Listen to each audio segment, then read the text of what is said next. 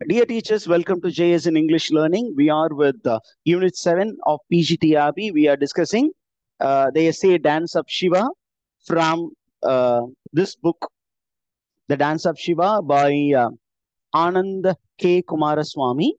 And this is an anthology, a collection of 14 Indian essays with an introductory preface by a very great writer, Romain Rolland. அப்ப இந்த புக்ல நமக்கு title essay தான் கொடுத்துருக்காங்க, dance of Shiva by Anand K Coomaraswamy. இந்த எஸ்ஸேல அவர் எதை பத்தி பேசுறாரு அப்படின்னா, he is speaking about the dance of Shiva. அப்ப நம்ம டான்ஸ் ஆஃப் சிவாவுடைய பேக்ரவுண்ட் என்னன்னு பார்த்தோம். அப்புறம் என்ன சொல்ல வந்தார் அப்படின்னா, why the dance of Shiva, why should Shiva dance, what is the nature of the dance அப்படின்னு சொல்லிட்டு, இப்ப சிவா இஸ் அ டான்சர் அப்படிங்கிற கான்செப்ட் சைவ இலக்கியங்களிலும் என்ன இருக்கு, சக்தி இலக்கியங்களிலும் காண கிடைக்கின்றன அப்படின்னு சொல்லிட்டு, இந்த டான்ஸ் ஆஃப் சிவா வந்து பலதரப்பட்ட ஆட்டங்கள் இருக்கின்றன. அதுல 3 விதமான ஆட்டத்தை பற்றி நான் இந்த இசையில பேச போறேன் அப்படின்னு சொல்லிட்டு, ஃபர்ஸ்ட் டைப் ஆஃப் டான்ஸ் என்ன டான்ஸ்ன்னு சொன்னாரு, it is called the evening dance of Shiva at Mount Kailash. Shiva கைலாயத்தில் ஈவினிங் நேரத்துல சிவன் ஆடக்கூடிய ஆட்டம் அப்படிங்கிற ஒரு விஷயத்த சொன்னாரு. அந்த டான்ஸை பத்தி சொல்லும் பொழுது அதுல முக்கியமான குறிப்புகள் என்னென்ன நம்ம குறிப்பிட்டு பார்க்க வேண்டிய விஷயங்கள் அப்படின்னு சொன்னாரு. 2வது விதமான ஆட்டம் அப்படிங்கிறது தாண்டவம், சிவ தாண்டவம். அப்ப இங்க வந்து வாட் இஸ் செட்டிங் அப்படின்னா, இட் இஸ் அ கிரெமேஷன் கிரவுண்ட், மயானம், சுடுகாடு, இடுகாடு, அதுதான் சிவனுடைய ஆட்டத்தினுடைய செட்டிங், அதுதான் ஸ்டேஜ் அவருக்கு. அங்க பாத்தீங்கன்னா அந்த பிணங்கள் எல்லாம் எரிந்து கொண்டு இருக்கும் பொழுது தேவியோடு சேர்ந்து சிவன் ஆடக்கூடிய ஒரு பயங்கரமான வைல்டு டான்ஸ். இப்ப அவர் ஆடும் பொழுது அவரை சுத்தியும் நிறைய இம்ஸும் இருக்கின்ற, IMPS, இம்ஸ்னா ஸ்பிரிட்ஸ், பூதகணங்கள் நிறைய அவரோடு இருக்கும். அவர் ஆடுவாரு. இங்க பாத்தீங்கன்னா அவருக்கு 10 கைகள் உள்ளதாக சொல்லப்பட்டிருக்கின்றன. Did you understand all these things, teachers? அப்ப இந்த ஒரு தாண்டவம் வந்து எப்ப உருவாயிருக்கும் அப்படின்னு சொன்னா, ப்ரீ ஏரியன் பீரியட்ல உருவாயிருக்கும். when God was seen as a combination of creative energy and destructive energy அப்படின்னு சொல்லிட்டு, he is moving on to the third type of dance of Shiva, the மூன்றாம் ஆட்டம். 3 விதமான ஆட்டம் பத்தி சொன்னாரு. முதல் ஆட்டம், 2ஆம் ஆட்டம், இந்த 3வது நடனம். இந்த 3வது நடனம் என்ன அப்படின்னா, it is called Nadanta dance of Nataraja. நடராஜருடைய நாதந்த ஆட்டம். எங்க இவரு இந்த சிவன் ஆடுகிறார் அப்படின்னா, சிவா டான்சஸ் இன் த சபா. சபா அப்படின்னா அசம்பிளி, ஒரு பெரிய கூட்டம் இருக்கு. எங்க அந்த கூட்டம் நடந்தது அப்படின்னா, it happened in the golden hall of Chidambaram or Thillai. Thillai என்ற ஒரு இடத்தில், அந்த தில்லைக்கு இன்னொரு பேரு சிதம்பரம். அந்த தில்லை அப்படிங்கிறது என்ன இடம் சார் அப்படின்னு கேட்டீங்கன்னா, it is believe to be the centre of the universe. இந்த யூனிவர்ஸுக்கே மைய புள்ளி எது அப்படின்னா தில்லை சிதம்பரம். அங்கதான் சிதம்பரனார் கோயில் இருக்கு. தில்லை சிதம்பரம் ஆலயம், நடராஜர் ஆலயம், சீர்காழி சிதம்பரம்னு சொல்லுவாங்க. இந்த சிதம்பரம் தான் it is believe to be the centre of the universe. அங்க ஒரு பெரிய அசம்பிளி, ஒரு பெரிய கூடுகை நடந்தது. அந்த கூடுகை வந்து எப்படிப்பட்ட இடத்துல நடந்தது அப்படின்னா, ஒரு கோல்டன் ஹால்ல எல்லாரும் கூடியிருந்தாங்க. அங்க சிவன் நடனமாடினார். இந்த ஆட்டம் யாருக்கு முதலில் கொடுக்கப்பட்டது, யாருக்கு முதல் ஆடியன்ஸ், யாருக்கு ஃபர்ஸ்ட் பெர்ஃபார்மன்ஸ், யார் முன்னாடி சிவன் முதலாக ஆடினார் அப்படின்னா, முதலில் இந்த ஆட்டம் கடவுள்களுக்கும் ரிஷிகளுக்கும் மட்டுமே கொடுக்கப்பட்டது. பின்பு இது வேற யாருக்கு கொடுக்கப்பட்டது அப்படின்னா, பிற்காலத்தில் யாரெல்லாம் தன்னையே முழுமையாக கடவுளுக்காக அர்ப்பணித்தார்களோ அவர்களுக்கு த ஃபாரஸ்ட் ஆஃப் தாரகம் என்ற இடத்தில் மீண்டும் இதே ஒரு ஆட்டம் மீண்டுமாக பெர்ஃபார்ம் செய்யப்பட்டது. முதலாக சிவன் யாருக்கு முன்னாடி ஆடினாரு, கடவுள்களுக்கு முன்னாடி ஆடினார். ரிஷிகளுக்கு முன்பு ஆடினார்.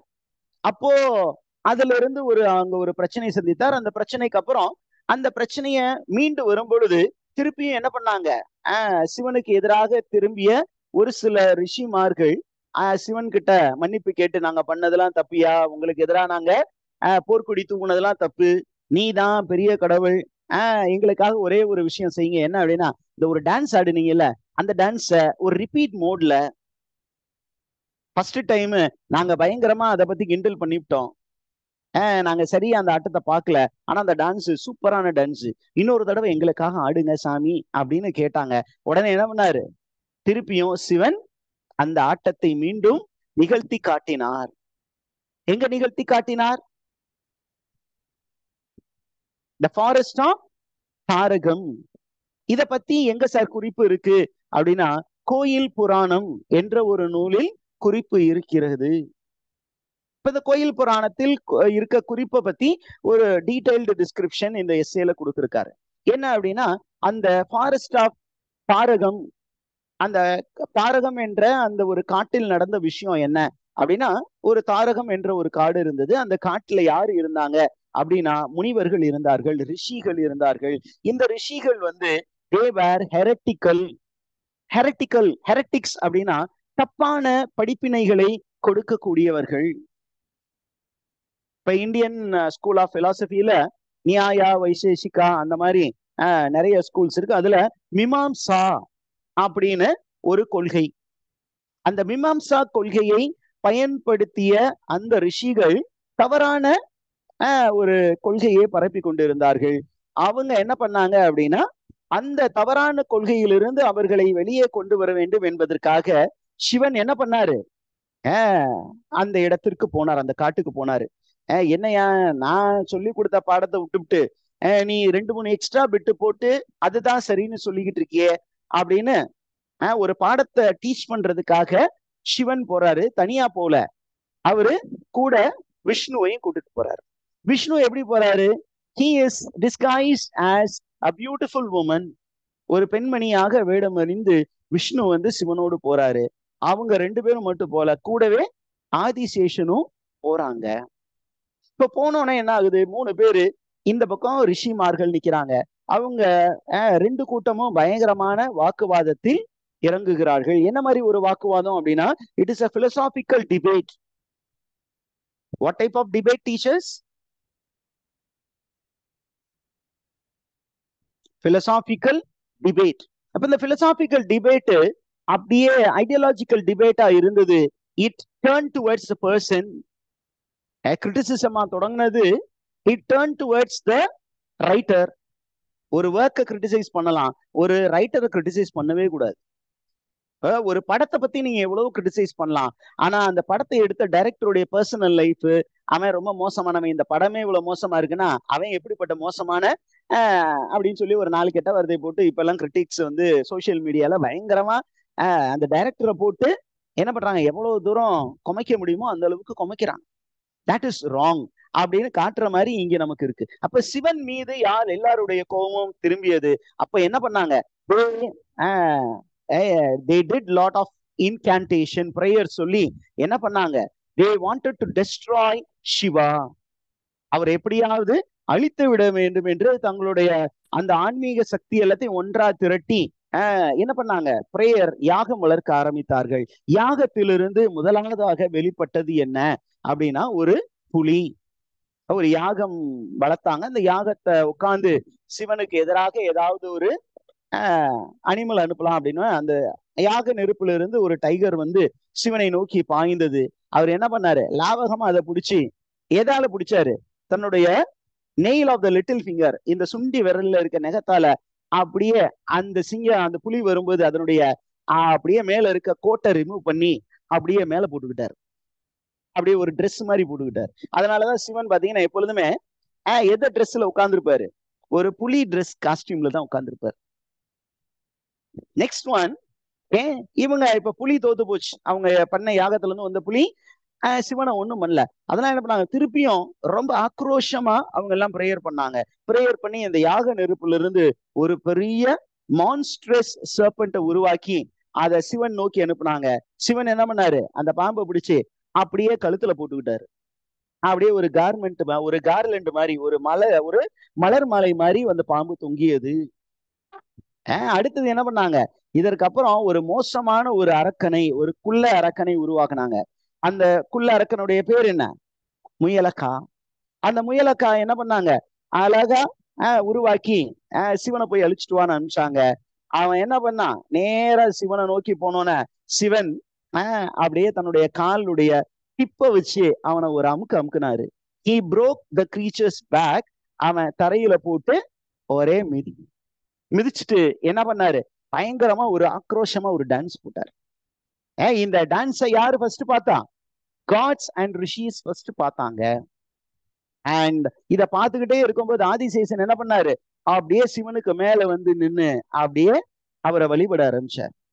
Okay, and everybody was very much taken aback by this dance of Shiva and Adisesha coming and standing about Lord Shiva. அந்த நேரத்துல என்ன பண்ணாங்கன்னா, எல்லாருமே அந்த கடவுளர்களும் இதை பார்த்துக்கிட்டு இருந்தாங்க. அந்த ஹெரிட்டிக்கல் ரிஷிஸும் பார்த்து என்ன பண்ணாங்க, இவரு தாயா டெய்டி, இவரு தாயா கடவுள் அப்படின்னு அவர் காலில் விழுந்து, சாமி நீங்க சொல்றதுதான் சாமி சரி, நாங்க சொன்ன பிலாசபி எல்லாம் தப்புன்னு சொல்லி அவர் காலில் விழுந்து வழிபட்டு, சாமி எங்களுக்கு எங்களை மன்னிச்சு விட்டேன் அப்படிங்கிறது அடையாளமா எங்களுக்கு திருப்பியும் அந்த ஆட்டத்தை ஒரு தடவை ஆடணும் அப்படின்னோட அவர் என்ன சொன்னாரு, சரி ஆடுறேன், ஆனா இங்கே ஆட மாட்டேன். எங்க ஆடுவேன்? I will dance in Thillai. எங்க ஆடுவேன் இந்த திருப்பி இந்த ஒரு ஆட்டத்தை? Nadanta dance will be danced again in Thillai, the center of the universe. அங்கதான் ஆடுவேன் அப்படின்னு சொல்லி மீண்டுமாக ஒரு முறை அங்கே ஆடியதாக நமக்கு இன்ஃபர்மேஷன் இருக்கு. இதை சொல்லி முடிச்சுட்டு என்ன சொல்றாரு, இந்த நடராஜரனுடைய அந்த ஒரு image, it is found in copper images. நார்மலா முத காப்பர்ல தான் அதை செஞ்சாங்க. அதற்கப்புறம் பல உலோகங்களில் அது செய்யப்பட்டது. இந்த ஒரு நடனத்தில் சிவனுக்கு எத்தனை கைகள் அப்படின்னா 4 கைகள். அவருடைய முடி எப்படி இருந்தது அப்படின்னா, இட் வாஸ் பிரைடட், நல்லாக பின்னப்பட்டு இருந்தது. அப்படியே பத்ரகாளி மாதிரி விரிச்சு விட்ட முடி கிடையாது, அழகா பின்னல் முடியாக இருந்தது. அப்புறம் அந்த முடியில பாத்தீங்கன்னா நிறைய ஜுவல்ஸ் இருந்தது.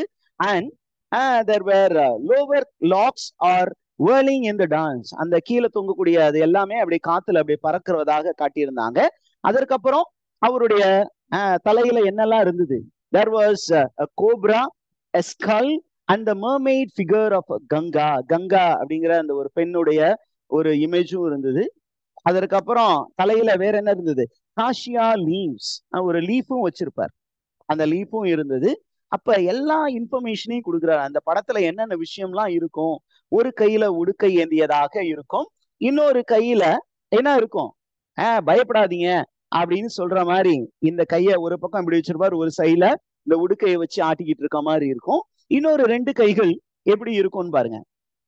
one hand holds the fire, ஒரு தீச்சட்டி வச்சிருப்பாரு. on the other side there is a finger pointing towards முயலக்கா. a dwarf holding a cobra, the left foot is raised. the left foot வந்து கொஞ்சம் மேலே தூக்கப்பட்டதாக, அந்த ரைட் ஃபுட்டால அந்த முயலக்காவை இவரு அப்படியே மிதித்து கொண்டிருப்பதாக இருக்கும். அண்ட் நார்மலா இந்த சிலை எத்தனை அடியில இருக்கும் அப்படின்னா 4 அடி உயரமாக இருக்கும் அப்படின்னு சொல்லிட்டு, இது வந்து ஆதி காலத்துல இருந்த விஷயம். இது இலக்கியங்களில் நிறைய குறிப்புகள் உள்ளன. இப்ப அவர் என்ன சொல்ற, ஆனந்த குமாரசுவாமி தற்கால இலக்கியங்களிலும் அதை பற்றி நிறைய குறிப்புகள் உள்ளன அப்படின்னு நமக்கு இன்ஃபர்மேஷன் சொல்றாரு. ஓகே, அதை பத்தியான எக்ஸ்பிளனேஷன் வந்து இன்னும் டீட்டெயில நீண்டு கொண்டு போகும். அதாவது இந்த நடராஜர் இந்த நடனத்தில் இருந்து நாம் தெரிந்து கொள்ளக்கூடிய விஷயங்கள் என்ன அப்படின்னு கேட்டீங்கன்னா, நம்பர் 1, அந்த சிவனுடைய பிரைடட் லாக்ஸ், அந்த முடி வந்து பின்னப்பட்டு இருந்தது அப்படின்னு சொல்லப்படுவது எதை குறிக்கிறது அப்படின்னா, சிவன் ஒரு யோகி, அவர் வந்து ஒரு என்லைட்டன்ட் பீயிங். ஓகே, அண்ட் வேற என்ன விஷயம் எல்லாம் இருந்தது, காசியா கார்லண்ட், காசியா அப்படிங்கிற அந்த லீஃபை வச்சு ஒரு கார்லண்ட் இருந்தது, ஒரு ஸ்கல் ஆஃப் பிரம்மா இருந்தது. அதற்கப்புறம் the figure of கங்கா, இது எல்லாம் இருந்தது. அதுக்கப்புறம் பாத்தீங்கன்னா அது கோப்ரா, இது எல்லாமே அங்க கொடுக்கப்பட்டு இருந்தது. This is the nature of Mahadev. Okay, Harahara Mahadeva அப்படின்னு சிவனை பத்தி சொல்லுவாங்க. அண்ட் ஓகே, இந்த மகாதேவர் அவருடைய ஒரு ஹாஃப் வந்து உமையாள். உமையாலும் மகாதேவர் இந்த ரெண்டு பேரும் இணைந்தால்தான் அந்த முழுமையான சக்தி ரூபம். அப்ப நாதந்த dance contains many mystical elements. இந்த mystical elements the followers of Shiva முழுமையாக புரிந்து கொண்டார்களா இல்லையா அப்படின்னு எனக்கு தெரியல. என்னால எவ்வளவு புரிஞ்சுக்க முடிஞ்சுச்சோ அதை இந்த எஸ்ஏல நான் எக்ஸ்பிளைன் பண்றேன் அப்படின்னு ஆனந்த கே குமாரசுவாமி நம்ம ரீடர்ஸ் கிட்ட அழகான இந்த இன்ஃபர்மேஷன் நமக்கு சொல்றாரு. We'll continue it in the next class. With this, I stop today's session.